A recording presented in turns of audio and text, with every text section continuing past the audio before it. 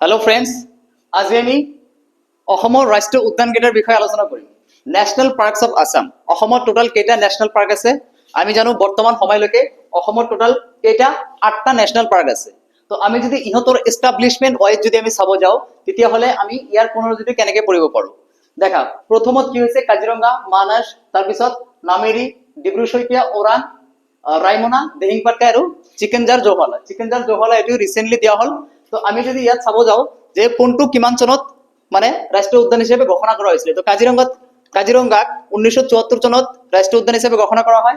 তাৰপিছত মানাসক 1990 চনত কি কৰা হয় ৰাষ্ট্ৰীয় উদ্যান হিচাপে ঘোষণা কৰা হয়।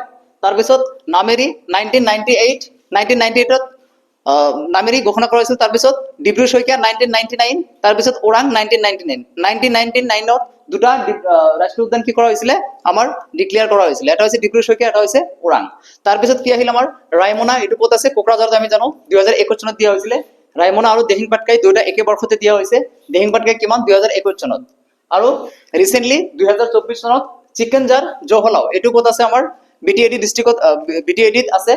2024 চনত ইয়াক কি কৰা হয় ৰাষ্ট্ৰীয় উদ্যান হিচাপে ঘোষণা কৰা হয়।